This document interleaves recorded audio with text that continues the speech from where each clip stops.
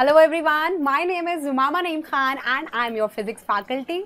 I am here with you to have the paper analysis and to discuss with you the solutions of slot 1 class 10th paper of GTSC 2020.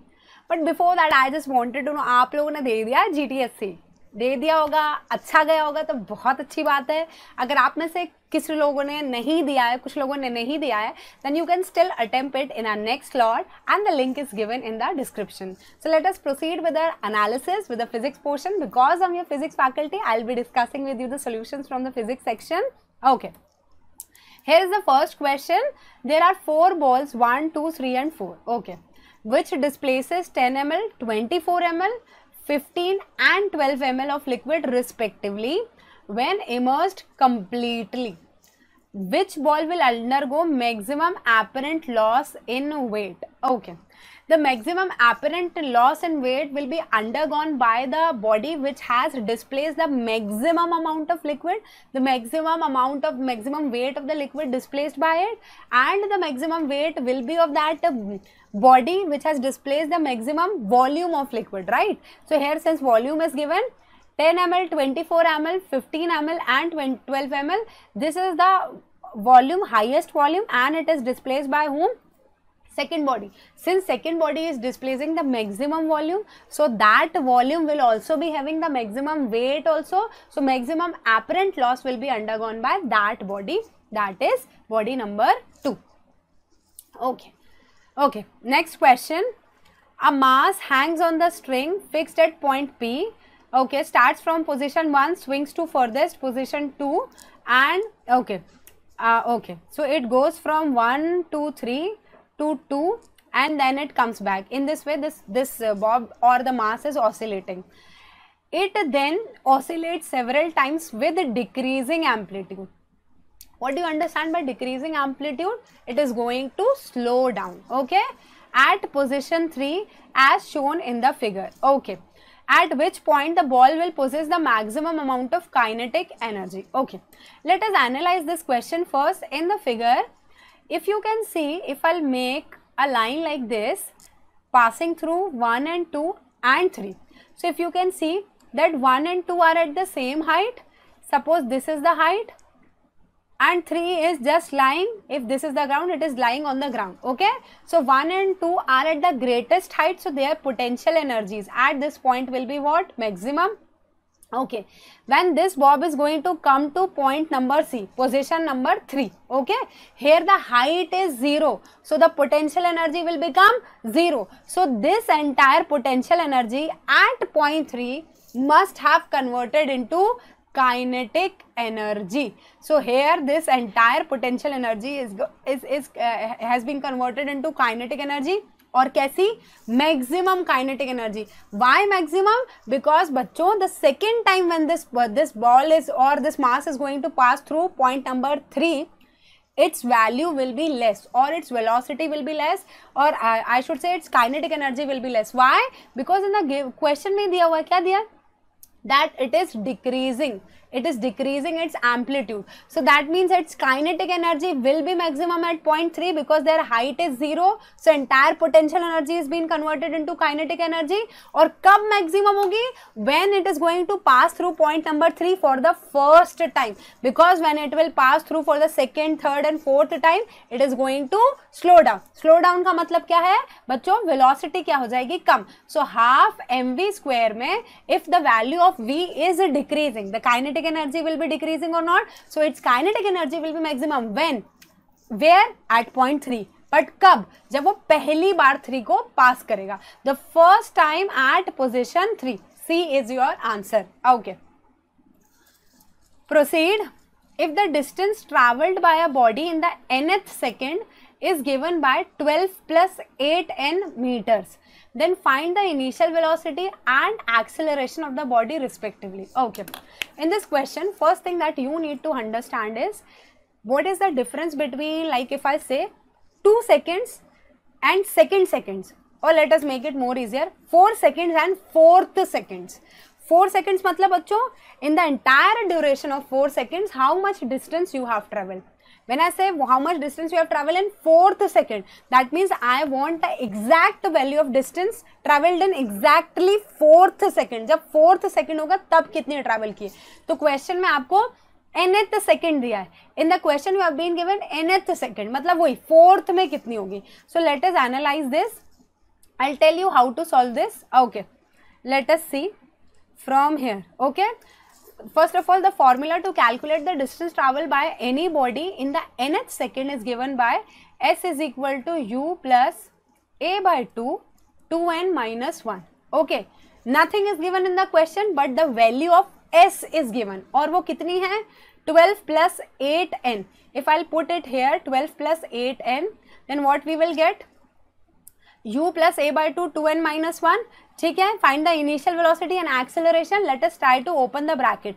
So this will be 2an by 2. So 2 by 2 will get cancelled. What will be left? It will be only 2an minus a by 2 into minus 1. So that is minus a by 2. Can I do something about it? हाँ बिल्कुल कर सकते हैं. कैसे कर सकते हैं? देखो ध्यान से. ये अच्छा यहाँ पे 2 भी नहीं आएगा. This 2 will not come here. Let me just rub it. Okay. This 2 will not come here because it is already being cancelled by the denominator of 2. Okay, so this is 12 plus 8n is equal to, can I write u minus a by 2 plus an? Of course I can write. I have just rearranged these values. Now if you will compare 12 plus 8n and this, what you will get? Directly you can see 8n can be equated as an. So from here a is equal to what? 8 meter per second square. If you will compare both of these, 12 plus 8n equal to u minus a by 2 plus an. So this an and this 8n look similar. So we are going to compare both of them. From here what we will get? A की value कितनी आ जाएगी? 8 metre पर second square. Okay ma'am, अब initial velocity कैसे निकालेंगे? Very easy. देखिए इधर क्या बचा है? 12 बचा है इक्वल टू, यहाँ क्या बचा है बच्चों? ए u माइनस ए बाय 2 है, u माइनस ए बाय 2. ठीक है, अभी हमने निकाला. Just now we have found the value of a, that is 8. Now just put it here. 12 is equal to u minus 8 by 2, that is 4. So u is equal to 12 plus 4, that is 16. So answer is option number C. 16 is your initial velocity and 8 is the acceleration. Okay, always remember this is the formula to calculate the distance traveled by any body in nth second. Okay, so here we have used this formula. Okay, there is a velocity versus time graph curve of a moving point as shown in the following figure. Okay, maximum acceleration of अच्छा किस point पे maximum acceleration होगा? First of all what is acceleration? Acceleration is v minus u upon t. Maximum acceleration कब होगा? When the value of t is minimum and this v minus u की value should be maximum. So let us see where the maximum change is taking place between u and v. If you can see between point number B and point number C, here it was 20 and here it is 60. Let us take it here. 60 minus 20 divided by, what is the time? Time, let us see. Here time is only 10 seconds divided by 10. What I am going to get? I am going to get 4 meter per second square. Many of you must be having a doubt, ma'am, why we are not taking this one C to D. The velocity का change कहाँ से कहाँ हो रहा है? 60 से हो रहा है 0 तक, तो that is 60. But can you see the time duration? From 30 to 70, it is going to be 60 by 40. So 6 by 4 will be less than 4 meter per second square. So from B to C, the acceleration is maximum and its value is 4 meter per second square. Okay. Clear है? चलिए आगे बढ़ते हैं. A body is projected vertically upwards with a velocity v from earth and it reaches height equal to radius of earth. Okay, before returning back to earth. The power exerted by gravitational force is maximum when? Okay, first of all power exerted here, इसको कैसे calculate करेंगे? Power is equal to force into velocity. Okay, clear है? तो force into velocity, when this value is going to be maximum. देखो force exerted by gravity, ये तो change नहीं हो रहा. ये देखो v कब होगा? ये वैल्यू कब मैक्सिमम होगी? पावर कब मैक्सिमम होगा? जब v की वैल्यू मैक्सिमम होगी. अब ध्यान से समझो, when you are actually projecting anything upward, anything vertically upward, it is going to reach certain height. जो मैक्सिमम हाइट होगी अर्थ का हाफ रेडियस पहुंचा दो, 10 किलोमीटर, 15, कितना भी, when it will reach the maximum height, its velocity at maximum height is going to be 0. v की value कितनी हो जाएगी? 0, because it stops there and then it comes down. तो मैक्सिमम v कब होता है? कब v मैक्सिमम होता है? when it is about just to hit the surface of the earth, then the value of this velocity will be maximum. So power will be maximum when the instant just before the body hits the earth. Okay, some of you can take it in other ways also. How, ma'am? See बच्चों, whenever you are like you are throwing anything in the upward direction, it reaches to some height, and at this height its potential energy will be what? mgh, and its potential energy is maximum at this height because height की value यहाँ पे maximum है. Okay, now this body is returning to the ground. बच्चों, this just before hitting the surface of the earth, just before coming to rest, its entire potential energy would have been converted into what? Kinetic energy. कितना? half mv square. So half mv square कब maximum होगा? mass maximum तो नहीं होता ना, the mass is not going to change. कब maximum होगा? जब v की value maximum होगी, और वो कब होगी? just before hitting the surface of earth. So answer is option number B. Okay, option number B. Okay, next question is, a plastic block of volume V is made up of material of density rho, is floating in a liquid of density sigma, okay, contained in a beaker. Okay, बहुत सारा data है. Okay, during the free fall of the beaker, the upthrust on the block will be, okay. The only word that you need to be focusing on in this question is free fall of the beaker. What is free fall बच्चों? Free fall मतलब नीचे की तरफ आ रहा है. The only force acting on the body is the force of gravity, and the acceleration of the body is equal to the acceleration due to gravity. This happens beta under the condition of free fall. The apparent weight जो है वो कितना हो जाता है? वो हो जाता है 0. ठीक है, तो apparent weight अगर 0 हो गया है बच्चों, so that means in the downward direction this plastic block जो है ना, this plastic block जिसका apparent weight 0 हो गया, it is not applying any weight in the downward direction. तो बेटा अपथ्रस्ट किसको बैलेंस करता है? फ्लोटेशन के केस में जब बॉडी फ्लोट करती है, कब फ्लोट करती है? When upthrust is equal to the weight of the body. Here weight of the body has become what? 0. तो इस 0 को बैलेंस कौन करेगा? अनदर 0. कौन सा?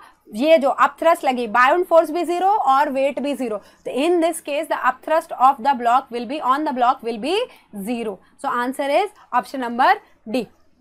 Okay, so this was all about physics. Now let us move to our next section, that is chemistry. Hello and welcome guys. अभी आप सबका GTSC का पेपर हो गया चुका है slot 1 का. So मैं आकांक्षा Khandelwal, your teacher at GoPrep, लेकर आ रही हूँ केमिस्ट्री के सोल्यूशन. So I hope आप सभी का पेपर बहुत अच्छा रहा होगा. ठीक है, so देखते हैं हमारे पास केमिस्ट्री में कौन कौन से क्वेश्चंस थे हमारे slot 1 के अंदर. So the very first question that you had was this one. Again, a very simple question from your mole concept. How many atoms are present in each of the following? So इसका answer आप लोगों का था option A. अब आप सोच रहे हो कि मैम ऑप्शन ए कैसे? तो यहाँ पे अगर ध्यान से देखेंगे तो यहाँ पे नंबर ऑफ एटम्स पूछ रहा है, right? So here what you will do, number of, आपके पास 252 grams of carbon given है. So I know कि हमारे पास नंबर ऑफ मोल्स कहाँ से आएगा? नंबर ऑफ मोल्स अगर हम निकाल लेते हैं, so that is the given mass divide by the atomic mass. Carbon है क्योंकि यहाँ पर जिस an atom, so 252 divided by 12 आपके पास आ जाएगा, राइट? उसके बाद आप क्या करेंगे? उसके बाद ये आपका है नंबर ऑफ मोल्स बचा. जब भी नंबर ऑफ मोल्स को अवोगाड्रो नंबर से मल्टीप्लाई करते हैं, you get the number of atoms. So this value you will gonna multiply in order to find the number of molecules or number of atoms in this case. ठीक है, 252 divided by 12 into Avogadro number से आप multiply करेंगे, so you will get an answer of 1.26 into 10 to the power 25. Similarly आपके पास second part के अंदर भी दे रखा है 0.01 mole of aluminium. तो again यहाँ पे mole already given है, तो आपको simply किससे multiply करना है? सिंपली आप यहाँ पर अवोगाड्रो नंबर से मल्टीप्लाई कर लेंगे इसमें, तो आपका आंसर आ जाएगा 6.022 10 to power 21. 23 होता है, 0.01 से मल्टीप्लाई करके 21 आ गया. Then in 12.2 liters of diatomic gas at NGB. This is very interesting. It's asking for a diatomic gas, right? तो सबसे पहले हम यहाँ से क्या करेंगे, नंबर ऑफ मोल्स अगेन निकाल लेंगे. आई नो एक मोल किसी भी गैस का कितना होता है, 22.4 लीटर्स होता है. So simply from here I am going to do one thing. ना given volume divide by 22.4 litres, यहाँ से आएगा नंबर ऑफ मोल्स मेरे पास. जो ही नंबर ऑफ मोल्स आया है उसको मैं मल्टीप्लाई कर लूंगी. So it's almost coming out to be 0.50 into Avogadro numbers, right? अब खत्म नहीं हुआ है इस पे. Avogadro नंबर से आपने बच्चा मल्टीप्लाई तो कर दिया, लेकिन ये आपसे पूछ रहा है फॉर अ डायटोमिक. डायटोमिक मतलब जिसमें 2 एटम्स हो, तो आपको इसको 2 से भी मल्टीप्लाई करना पड़ेगा. So the answer would be 6.022 10 to power 23. Okay, these are the atoms that are present here. Fine, I hope this question is absolutely clear. So the answer was option A. Then this was another very simple question. ठीक है, Bohr model of atoms A, B, C or G have been given to you, and among this which are isotopes? So सबसे पहले हमें पता होना चाहिए isotopes होते कौन है. Isotopes are the one like hydrogen का example ले लेते हैं, 1 1 या 2 1 3 1, right? So आप देख सकते हो they have got the same atomic number but different mass number. ठीक है, ऊपर की वैल्यू अलग है, नीचे की वैल्यू सेम है. ठीक है, so that means number of atomic number same होने का मतलब क्या है, number of protons and in case of a neutral atom also the number of electrons दोनों सेम है.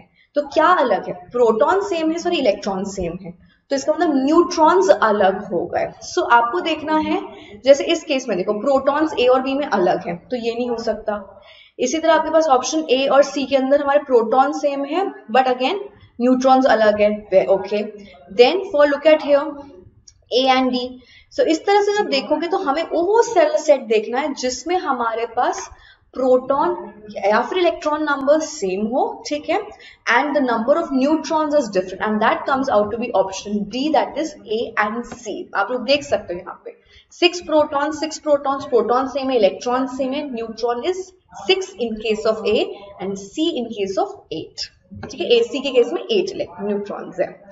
Then you had the next question, जो काफी लॉजिकल क्वेश्चन था actually.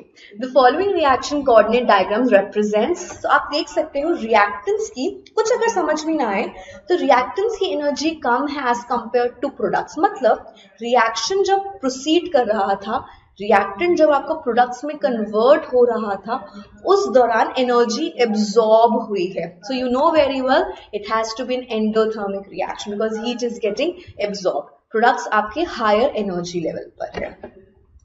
The next question was from your stoichiometry limiting reagent से based question था ये वाला.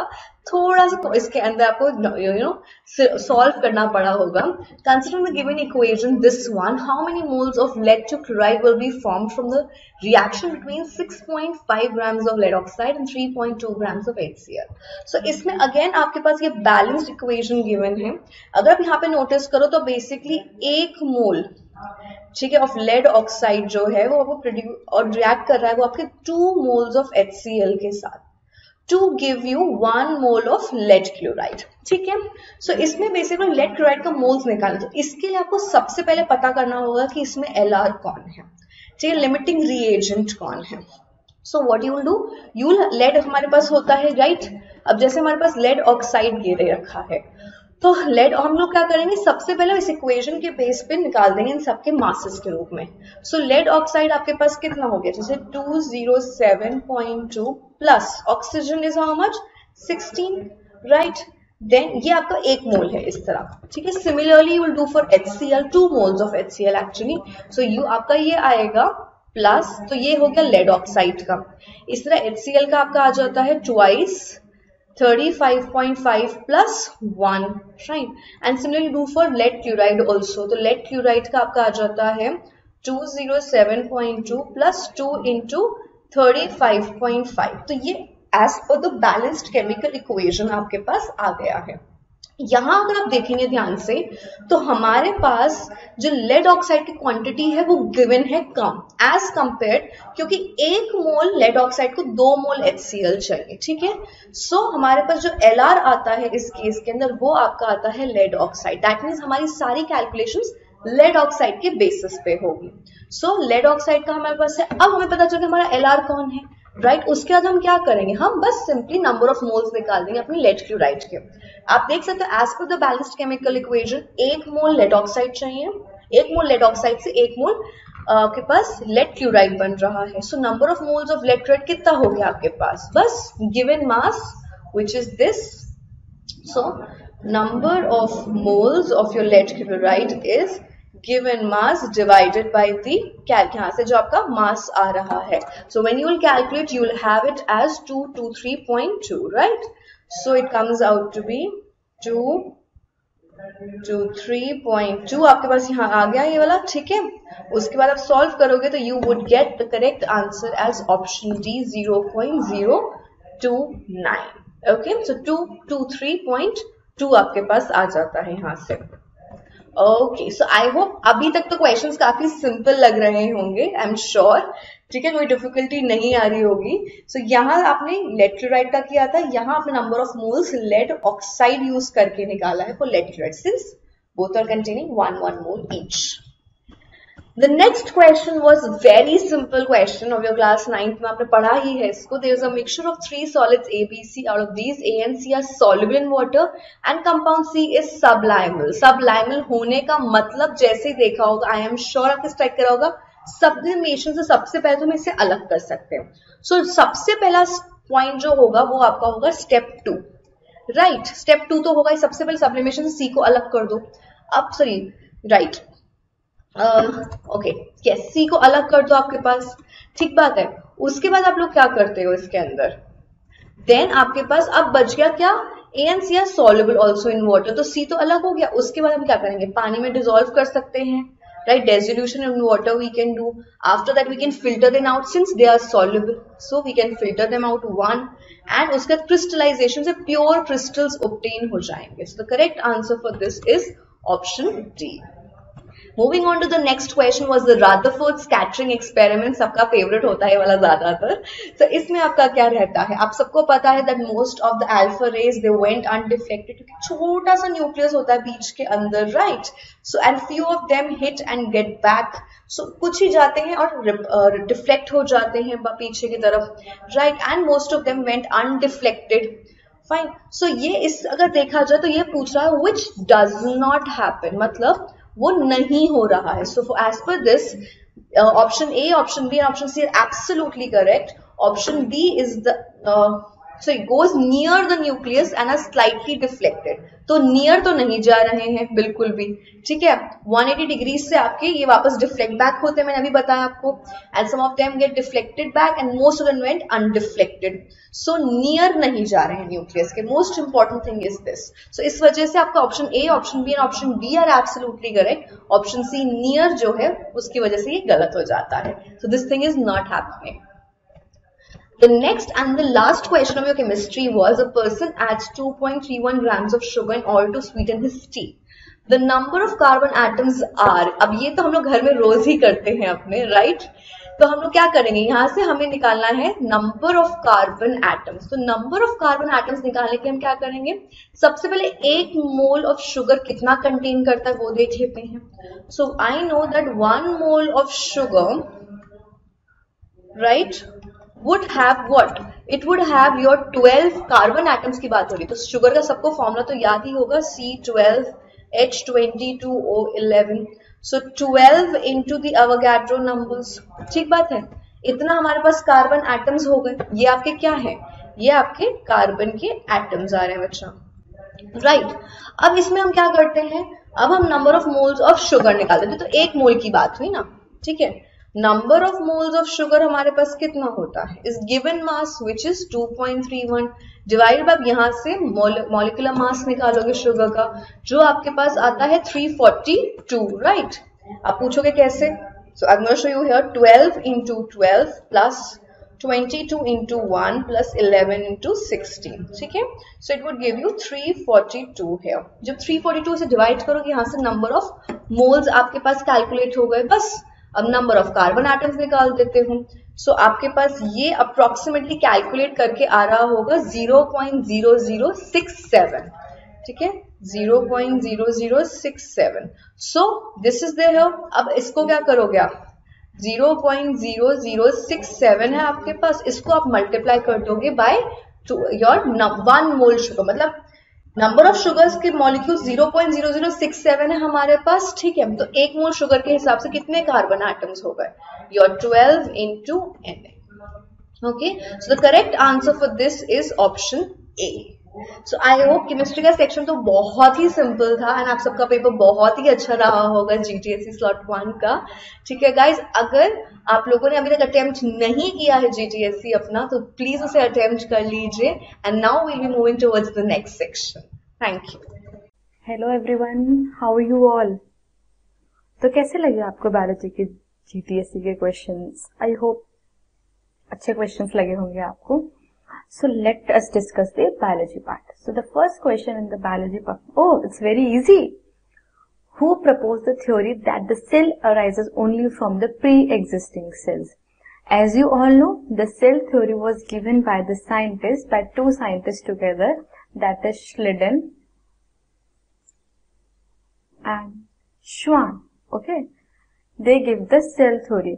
But the point that the cell arises only from the pre-existing cell, this was added by the Rudolf Virchow. He gave the statement for this, that is omnis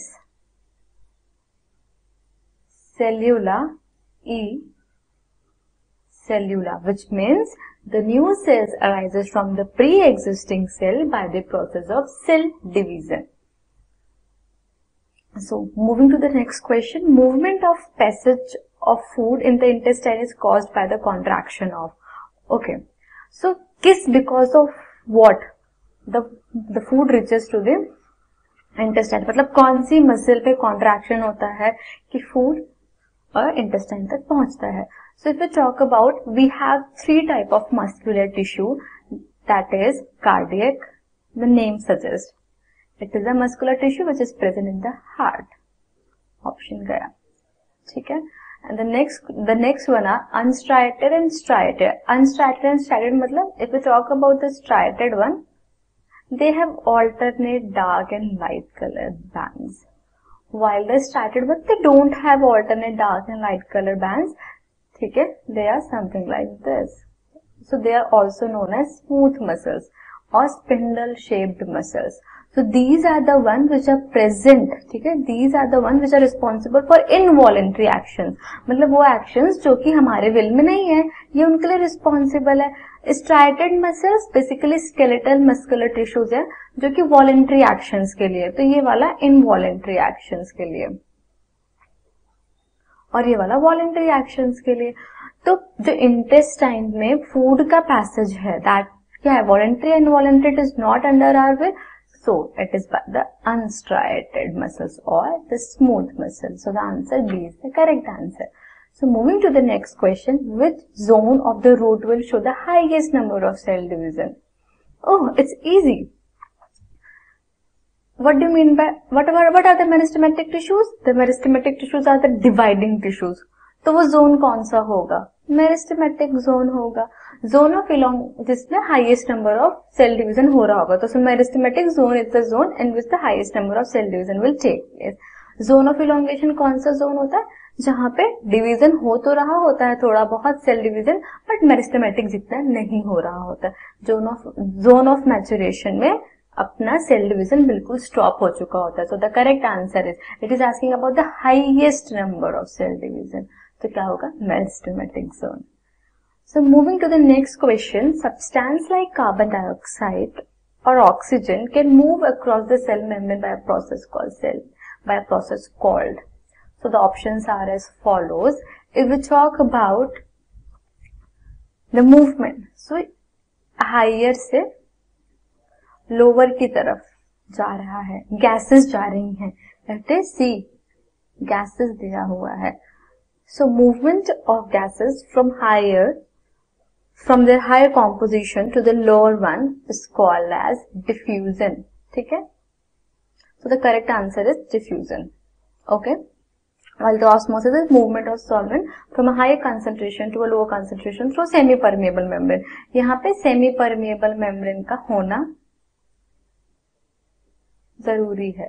यहाँ पे ऐसा कोई जरूरी नहीं कि सेमी परमेबल मेम्ब्रेन हो. The correct answer is diffusion. जैसे हम इंसेंस स्टिक जलाते हैं वो पूरे में उसकी स्मेल फैल जाती है because of diffusion. So the correct answer is option B. Moving to the next question. A cropland has few rows of soybean crop alternate with a few rows of maize crop. The cropping pattern is an example of. Okay, so एक land पे इन्होंने क्या किया, ये एक land है तो थोड़े में तो सोयाबीन ग्रो किया और थोड़े में दे ग्रो मेज. ठीक है. सो दे आस्क ये कौन सा क्रॉपिंग पैटर्न है. If we crop two different crops on the same land, it is intercropping. Okay. Mixed farming में क्या होता है कि हम लाइफ स्टॉक को भी रेज कर रहे हैं और अपना क्रॉप भी ग्रो कर रहे हैं. Same as integrated farming practice. इसमें हम लाइफ स्टॉक को भी रेज करते हैं और अपना इंटीग्रेटेड और अपना क्रॉप्स को भी ग्रो करते हैं. क्रॉप रोटेशन क्या होता है? ऑल्टरनेट ग्रो करना. एक क्रॉप ग्रो किया फिर उसके बाद दूसरा ग्रो किया फिर ऐसे alternate pattern, that is crop को हम रोटेट कर रहे हैं. So the correct answer is option B. Moving to the next question, intestine columnar cells have microvilli. The reason is it increases their area for absorption. Yes. So if we talk about our small intestine has very small villi-like structures. ठीक है. तो इनके जो columnar cells होते हैं उन पे छोटे छोटे से structures होते हैं. ठीक है. So what is the role of this? It increases the surface area for absorption. ऐसे तो ऐसे स्ट्रक्चर्स है. सो क्या कर रहे हैं? ये एरिया बढ़ा दे रहे हैं, surface area for absorption. So both A and R correct and R explains A well. Moving to the next question. The chlorophyll and photosynthetic prokaryotic bacteria is associated with. Okay. Do prokaryotic have membrane bound organelles? No, they do not have membrane bound organelles. तो chloroplast तो इसका answer होगा नहीं. ठीक है. In same way plastic भी नहीं होगा. अब न्यूक्लियोइड क्या होता है? It is the genetic material of the prokaryotic bacteria. ठीक है. तो ये आंसर नहीं. So the membranous vesicle, there are some membranous vesicle which contains the chlorophyll. ठीक है. So the correct answer is membranous vesicle. Vesicle मतलब round body है. ठीक है. जिसके अंदर कुछ there are various membranous vesicles. So the correct answer is option B. So I hope आपके maximum answers correct हुए होंगे. Hello everyone, welcome to GoPrep's YouTube channel for grade 10. This is me Avi Arora and I'm here to discuss with you the slot 1 math section for GTSC exam. Now if you are one of those students who has not yet appeared for the GTSC exam, make sure that you register yourself and apply in the upcoming slots. So without wasting any more time, let's start with the analysis of the paper. So first of all, do let me know in the chat how was your paper. कैसा लगा बच्चे को? Was it easy, difficult or medium? ये सब मेरे को जरूर comments में बताना. And let's start with the solutions. So let's have a look at the first question. First question में क्या करना है हमको? AQ plus 3A². बहुत easy question है. ध्यान से देखो. इसमें क्या करना है आपको कि हमको वैल्यू निकालनी है AQ प्लस 3/A की. अगर आप LCM लोगे तो यहाँ पर A पावर 4 आएगा. दैट मीन्स हमें पूरी इक्वेशन को मल्टीप्लाई करना है A पावर 4 से. So you will gate A power 4 plus 3AQ plus 9A² minus A equal 0. इसके बाद इन दोनों पॉइंट्स में आपको बस 3 कॉमन लेना है. AQ plus 9A² plus 3A² बन जाएगा ये, minus A equal 0. AQ plus 3A² की वैल्यू यहाँ से पुट करनी है 1 माइनस 9A. तो ये आ जाएगा A power 4 3 times 1 minus 9A minus A equal 0. On simplification आपको मिल जाएगा A³ प्लस 3/A की value which is equal to, इस केस में वैल्यू आ जाती है 28 के. आप उसको सिंप्लीफाई करेंगे आपको वैल्यू मिल जाएगी option B, that is 28 is going to be your answer. ठीक है. Let's have a look at the next question. Next question I would say is one of the simplest question of exponents. All you have to do is just take the factors का common out. तो पहले को लिख सकते हैं 6√2 minus फिर से 2 common आएगा 4√3 plus 2√5. Similarly in denominator you will get 9√2 minus 6√3 plus 3√5. आप फर्स्ट में और सेकंड में कॉमन लेंगे 2 और 3, rest everything gets cancel out. तो इसका आंसर क्या आ जाएगा 2/3. So answer for this question is option B, that's 2/3. ठीक है बच्चों, very easy question. Let's have a look at the third one. m equals 2 plus 2 power 2/3 2 power 1/3. So m minus 2 की value आ गई 2 की पावर 2/3 plus 2 की power 1/3. Cube both sides. जब आप cubing करोगे बोथ साइड्स तो you will gate m minus 2 cube m cube minus 2m square 6m square plus 12m minus 8. And similarly right hand side को भी आप सिंप्लीफाई करोगे तो आपको वैल्यू मिल जाएगी 2 की पावर 2/3 क्यूब 4 और यहाँ पर 2 प्लस जब आप इनको मल्टीप्लाई करेंगे then you will get 3 times 2 की पावर 5/3 plus 3 times 2 की power 4/3. On simplification of this, you will get the value of 6m minus 6m square plus m cube. और उसकी वैल्यू कितनी आने वाली है बच्चों? You will get the value of that to be C option आ जाएगा इसका 2. On simplification इसकी वैल्यू आ जाएगी 2. Again a very easy question. थोड़ा कैलकुलेटिव है बट ऑन सिंप्लीफिकेशन आपको इजीली आंसर मिल जाएगा इस क्वेश्चन का. ठीक है, तो आते हैं नेक्स्ट क्वेश्चन पे. ये बड़ा अच्छा क्वेश्चन है फैक्टराइजेशन पे. ध्यान से देखो, इसमें एक स्टेप लगाते ही ये क्वेश्चन बहुत आसान बन जाता है. वो स्टेप क्या है? आपको 10x² को लिखना 9x² प्लस x². बाकी सब कुछ एज इट इज रहेगा. इससे क्या हुआ, मैं यहाँ पे लिख दूंगा 9x² plus x² minus 18xy plus 9y² minus 12x plus 36 equal to 0. Now यहाँ पर if you look at this closely and let's factorize this, you could see that ये x² minus 12x plus 36, this is nothing but x minus 6 whole square.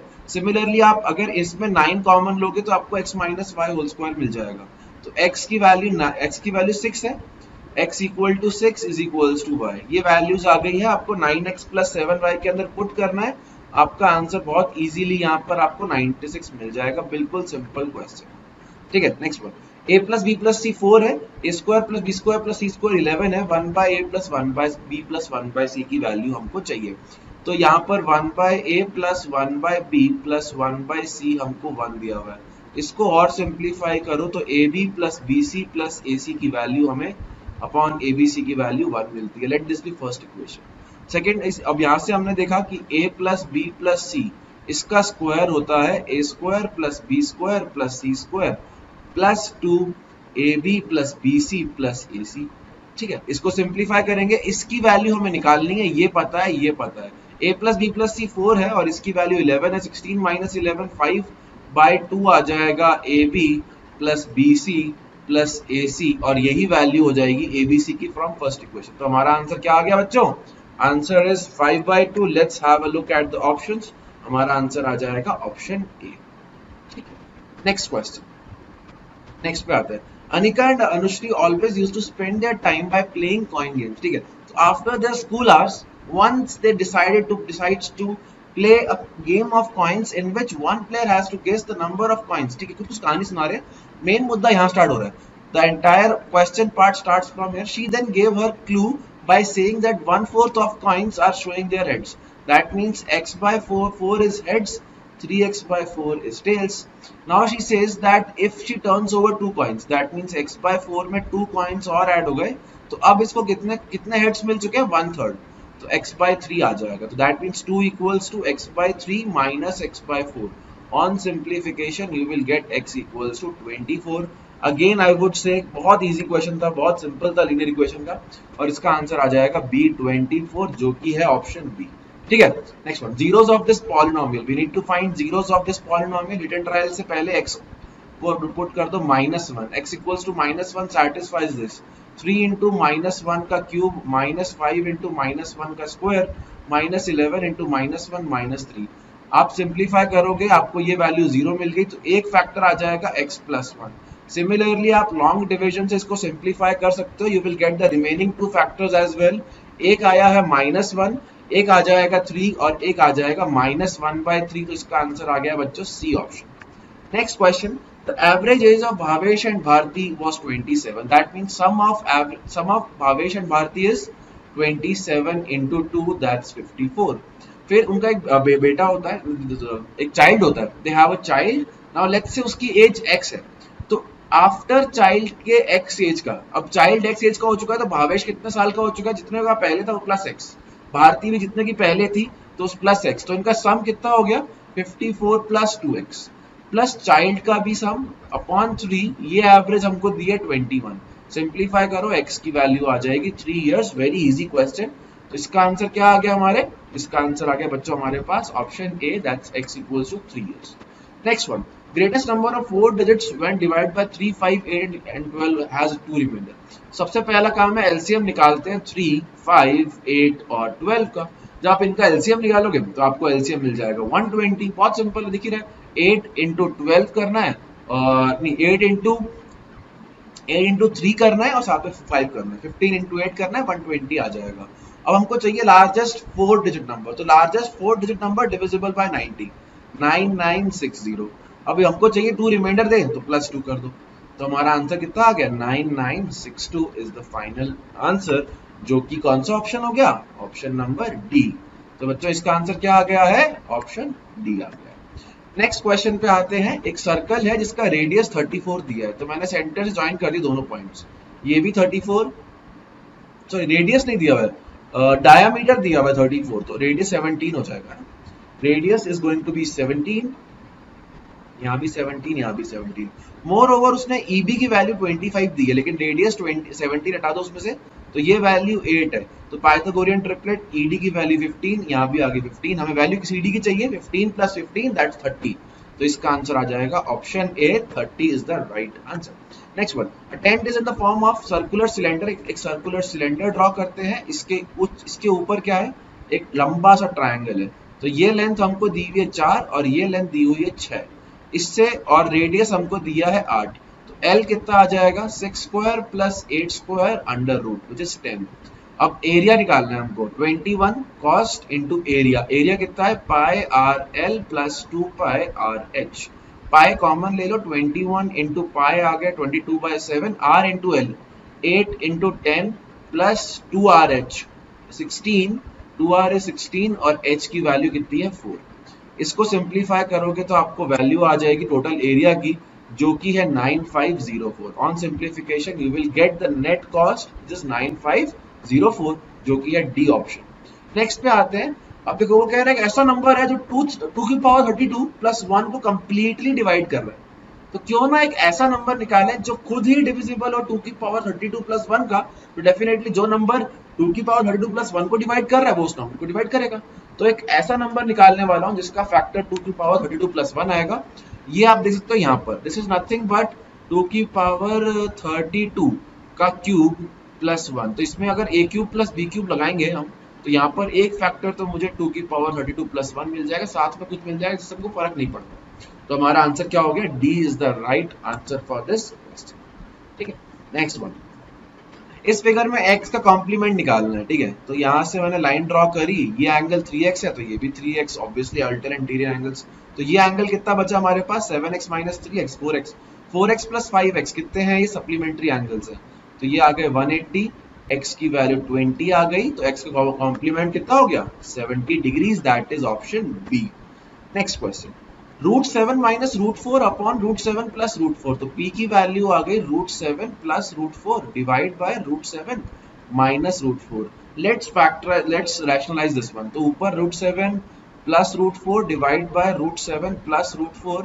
ये कितना आ जाएगा simplification पे? ये आ जाएगा 11 + 4 √7 डिवाइड बाय 3. ये है p की वैल्यू. Q की वैल्यू आ गई है 11 - 4 √7 डिवाइड बाय 3. ठीक है, जब ये वैल्यूज आ गई हैं और क्या करना है हमको, इसको सिंप्लीफाई करना है। तो यहाँ पर 9p², 9 कॉमन ले लो, p² minus q² plus 4p की वैल्यू 4 है, p² माइनस q², इसको लिख दो p minus q, p plus q plus 4। p minus q की वैल्यू यहाँ से निकाल लो आप बच्चों, यहाँ से 9 p माइनस q भी आ जाएगा, p plus q value, p plus q की वैल्यू भी मिल जाएगी। p माइनस q कितना आ रहा है 8√7, p प्लस q कितना आ रहा है 22, डिवाइड बाय 3 प्लस 4, ये cancel cancel cancel, net value आप ऑन सिंप्लीफिकेशन आपको मिल जाएगी 176√7 प्लस 4, 176√7 प्लस 4। ठीक है, next one, a well with 10 metre inside diameter.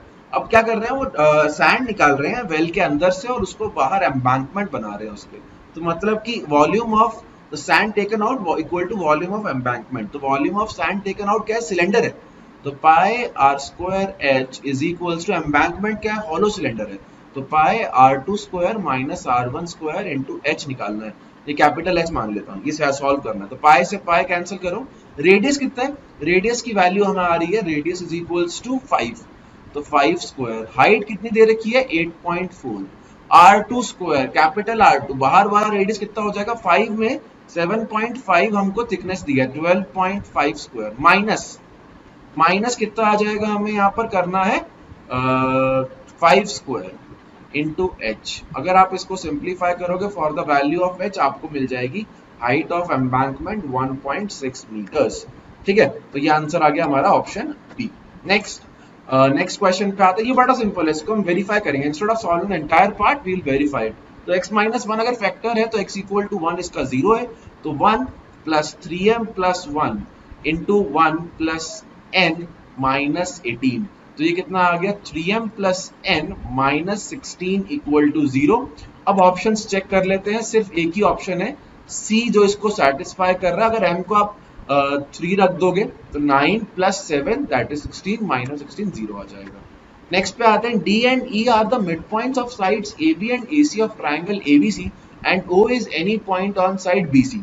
O is joined to A if P and Q are the midpoints of OB and AC, then DQ DEQB क्या बनता है, देखो वो क्या बोल रहा है कि एक ट्रायंगल है ABC, अब यहाँ पर D है AB का मिड पॉइंट और E है AC का मिड पॉइंट, इनको ज्वाइन किया, और क्या पता है हमें, और इसने कहा है O कोई पॉइंट है यहाँ पर, यहाँ से इसका मिड पॉइंट लिया है, इसका मिड पॉइंट लिया है और इसका मिड पॉइंट लिया है, तो P है OB का मिड पॉइंट, ये P है ये Q है, ये जो बीच में ये जो फिगर बन रहा है ये क्या है, देखो इस लाइन को ज्वाइन कर देता हूँ मैं, इस लाइन को ज्वाइन करते हैं। अब मिड पॉइंट थ्योरम से ये दोनों पैरेलल हैं और ये दोनों PQ और सॉरी PD और QE इक्वल भी है, पैरेलल भी है, देयरफॉर इट्स अ पैरेललोग्राम, तो इसका आंसर आ जाएगा D पैरेललोग्राम। ठीक है, नेक्स्ट क्वेश्चन बड़ा सिंपल क्वेश्चन है, फिगर में ही सॉल्व हो जाएगा। उसने कहा कि यार ये दोनों साइड्स इक्वल है, ये भी 65 हो जाएगा, bye angle sum bye exterior angle property, ये 65 है तो 30 हो जाएगा, बाय एंगल सम प्रॉपर्टी ये 20 हो जाएगा, पूरा एंगल नेट 50 आ गया, तो अल्टरनेट इंटीरियर एंगल्स ये भी 50 आ जाएगा। नेक्स्ट क्वेश्चन पे आते हैं, on increasing each of the radius of the base and height of the cylinder by 20%, मतलब कि रेडियस 20% से इंक्रीज किया है तो नया रेडियस 1.2 टाइम्स हो जाएगा 1.2r, और हाइट भी वो कितनी हो गई है 1.2r, तो नेट वॉल्यूम आ गया है पाई r² h, 1.2r का स्क्वायर इंटू 1.2, ये h है, h हो जाएगा ना 1.2 टाइम्स, तो 1.2 h, तो ये कितना आ जाएगा पाई r² h 1.2 का क्यूब दैट इज 1.728, तो इंक्रीज कितना आया है 0.728 इंक्रीज आया है, therefore परसेंटेज इंक्रीज 72.8% इंक्रीज आया है। बहुत सिंपल, थोड़ा कैलकुलेशन निकालना है, then you will be able to solve this question. Next पे आता हूँ, नेक्स्ट क्वेश्चन देखो, AOB यहाँ पे अगर है इस एंगल और इस एंगल का सम निकालना है, तो मैंने कहा चलो OD ज्वाइन कर देते हैं, तो अगर ये एंगल x है, ये एंगल x है, तो ये कितना हो जाएगा 180 माइनस x/2, सिमिलरली ये अगर y है तो ये हो जाएगा 180 माइनस y/2, तो अब इनका सम चाहिए, तो हमें चाहिए 180 minus x/2 plus 180 minus y/2, तो 180 प्लस 180 360 माइनस 1/2 कॉमन ले लो x प्लस y, फिगर में दिख रहा है x plus y linear pair 180, तो 360 minus 90 which is nothing but 270 degrees, तो बच्चों इसका आंसर आ गया 270, दैट इज ऑप्शन बी। ठीक है बच्चों, so that's all in the math section. I hope सभी को क्वेश्चन सॉल्व हो रहे होंगे, नहीं हो रहे हैं या हो पा रहे हैं मेरे को जरूर कमेंट्स में बताना, जरूर बताना कि पेपर में कैसा स्कोर किया। Were you able to solve the questions, yes or no? So stay tuned for the aptitude section. Aptitude sir will be there with you very soon. Bye. Aptitude वाले part में भी मैं आपके साथ हूं। चलो एप्टीट्यूड वाले पार्ट को सॉल्व करते हैं। ये एक बड़ा खतरनाक सा क्वेश्चन है कि a plus B C plus D से बड़ा है और b plus A B plus C से छोटा है, तो हमें बताना है इनमें से कौन सा ट्रू है। अच्छा, इस तरह का जब भी क्वेश्चन आए तो आप इसे सिंपली भी कर सकते हो और कि कोई नंबर सोच के भी कर सकते हो, कोई a और b ऐसे ले लो, c और d ऐसे ले लो, ठीक है, और थोड़ा सॉल्व करके भी कर सकते हो। मैं तो कहता हूं सॉल्व करके करते हैं। हम इन दोनों इक्वेशन को ऐड कर देते हैं, इन दोनों को ऐड कर देते हैं। ऐड करेंगे तो क्या होगा, 2a plus b plus d है ना, इज ग्रेटर देन, ऐड कर देते हैं, जो ग्रेटर वाली साइड है उसे एक साइड रखते हैं, ग्रेटर वाली साइड को ग्रेटर वाली साइड रखते हैं, सॉरी, तो ये हो जाएगा a plus 2b plus c, और जो लेस वाली साइड है उसे लेस वाली साइड रखते हैं, ये लेस वाली साइड है, तो ये हो जाएगा c plus 2d plus a। तो c प्लस a से c प्लस a कैंसिल, यहां से आ गया 2b is greater than 2d, positive से positive quantity cancel, b is greater than d। ठीक है, ये फर्स्ट एप्टीट्यूड का क्वेश्चन है। भाई मेरा एप्टीट्यूड भी सही नहीं लग रहा, मुझे भी टाइम लग गया यहाँ पे। तो कॉमन कैरेक्टरिस्टिक वाली कौन सी फिगर है यहाँ पे, कॉमन कैरेक्टरिस्टिक वाली कौन सी फिगर है? अगर आप ऑब्जर्व करोगे तो if you observe the pattern of A and D, we can see both have common close shapes at their ends only, therefore A and D are the similar. ठीक है, ए और डी यहाँ पे सिमिलर है, C answer है कि नहीं है, बिल्कुल सही है यार। ठीक है, आप ऑब्जर्व करो जरा शेप्स यहाँ पे। नेक्स्ट क्वेश्चन की तरफ हम आते हैं। The interchange of which of the given number science will giving the equation meaningful. अंग्रेजी बोल रहा भाई यहाँ पे, मतलब ये पता है कहना क्या चाह रहा है कि हम किसको किससे चेंज करें, प्लस को माइनस से चेंज करें या मल्टीप्लाई को प्लस से चेंज करें या 8 से 6 को चेंज करें कि ये इक्वेशन जो है मीनिंगफुल हो जाए। ठीक है, तो हमें क्या करना पड़ेगा, हमें हर ऑप्शन चेक करना पड़ेगा। हमें क्या करना पड़ेगा, हर ऑप्शन चेक करना पड़ेगा। तो इसका डायरेक्टली आपको हर ऑप्शन चेक करना, मैं तो इतना बोलना चाहूंगा, ये जैसे प्लस है, प्लस की जगह मल्टीप्लाई लिख दो, ये लास्ट आंसर है इसका, डी आंसर है, इसकी जगह प्लस लिख दो, इसकी जगह मल्टीप्लाई लिख दो, देखो आंसर आता है कि नहीं आता। 20 multiply 3 60, 60 plus 6 into 8, 6 into 8 is 48 minus 32, इसको सॉल्व करते हैं, इसको सॉल्व करो। 48 माइनस 32 इज 16, 60 प्लस 16 इज 76, यही सही है। ठीक है, अब आप कहोगे सर आपने सारे क्यों नहीं सॉल्व करके दिखाया, यार आप खुद कर लेना यार, इतना टाइम आपका भी नहीं लेते हैं ना, यहाँ पे फुटेज जा रही है ना हमारी यूट्यूब पे, तो जल्दी सॉल्व करने के लिए इसलिए मैंने भी आंसर के साथ इसे सॉल्व किया। ठीक है, अब ये हमारा बहुत ही शानदार सा क्वेश्चन लग रहा है, 6 एलिफेंट्स। वाह वाह वाह, बड़ा शानदार लग रहा है ये वाला क्वेश्चन। अगर ये भी एप्टीट्यूड के क्वेश्चन तो ऐसे ही होते हैं ना यार हमारे, तो अगर हम यहाँ पे बड़े ध्यान से देखें कि करेक्ट वेट सीक्वेंस क्या है जो यहाँ पर बोली गई है उसके हिसाब से। ठीक है, पहले इस क्वेश्चन को पढ़ लिया, इन सभी को क्या किया, एलिफेंट्स को वेट किया। भाई किस में वेट किया, जो एलिफेंट यू है वो आर से तो बड़ा है, हैवी वेट है, बट टी से छोटा है। ठीक है, एलिफेंट पी एंड एस का सेम वेट है। एलिफेंट क्यू जो है वो हल्का है, पी और आर दोनों से हल्का है। ठीक है, ठीक है, और lighter than P and R, R नहीं, लाइटर देन पी दे रखा है, and R is heavier than S, और आर जो है वो एस से बड़ा है, वो एस से भारी है। अब इस सीक्वेंस को आप एक साथ कंबाइन करके लिख लो, एक साथ कंबाइन करके लिखोगे तो आपका कुछ ऐसे आ जाना चाहिए कि टी जो है वो सबसे बड़ा आ रहा है अभी, फिर U है, फिर R है, फिर S है, जैसे कि हमने शुरुआत में ही लिखा, S के बराबर P है, और P जो है वो Q से बड़ा है। अगर आप सबको देखोगे ऐसे ही आ जाएगा। तो इसमें हैवीएस्ट क्या आ रहा है, T आ रहा है, सबसे भारी T आ रहा है। ठीक है, B इज द आंसर। फिर नेक्स्ट क्वेश्चन आ गया हमारी कंप्यूटर स्क्रीन पे। इस तरह के क्वेश्चन मैंने आपको पहले भी सॉल्व कराए हैं, हमने बहुत सारे एप्टीट्यूड क्वेश्चन के क्लासेस ली हुई हैं। Each letter in the character CHA वो चिल्ड्रन को कॉरेस्पॉन्ड कर रहा है। ठीक है, वो स्पेसिफिक नंबर को कॉरेस्पॉन्ड करेगा। ठीक है, सिमिलरली हीरा लाल भी हमारा एक स्पेसिफिक नंबर को कॉरेस्पॉन्ड करेगा। ठीक है, हीरा लाल भी हमारा एक स्पेसिफिक नंबर को कॉरेस्पॉन्ड करेगा। अगर हम इसके लेटर अगर हम देखें, C को हम 2 बोल दें, H को हम 4 बोल दें, इसी प्रकार से हीरा लाल के जरा नंबर्स देखते हैं तो वो क्या होने चाहिए, आई थिंक 4 8 6 है ना। अरे वाह, ये तो सही बन रहा है यार, है ना। बी आंसर आ जाना चाहिए 4 8 6 1 5 1 5। ठीक है, अब देखो यहाँ पे 4 किसे कॉरेस्पॉन्ड कर रहा है, एच को कॉरेस्पॉन्ड कर रहा है दोनों में। ठीक है, तो ये सिंपल है कि जिसके सामने जो नंबर आ रहा है वो उसे कॉरेस्पॉन्ड कर रहा है। ये तो कोडिंग का भी क्वेश्चन नहीं है, तो डायरेक्ट है, ये तो डायरेक्ट है। ठीक है, तो इसे तो हर बच्चा सॉल्व कर सकता है। C के सामने 2 है, H का मतलब 4 है, A का मतलब 1 है, R का मतलब 6 है। ठीक है, तो ये तो हर बच्चा इसे देख सकता है कि भाई H का मतलब 4 है, तो यहाँ पे 4 लिख लो। I का मतलब, यहां से देखो I का मतलब तीसरे नंबर पे 8 आ रहा है, तो 8 लिख लो। ठीक है जी, नेक्स्ट क्वेश्चन पे चलते हैं। नेक्स्ट क्वेश्चन यार, इस तरीके के जो क्वेश्चन होता है आपको फिगर बनानी पड़ती है, नॉर्थ ईस्ट वेस्ट साउथ, आपको ये बनानी पड़ेगी। ठीक है, तो अगर आप इस फिगर को चलो थोड़ा बहुत देख लेते हैं, मतलब ये अगर हम इसे बोलें ईस्ट साइड है ये, ठीक है, इसको ईस्ट साइड बोल लें, इसको नॉर्थ साइड बोल लें, तो हमारा नॉर्थ ईस्ट कैसे हो जाएगा, this must be our north east.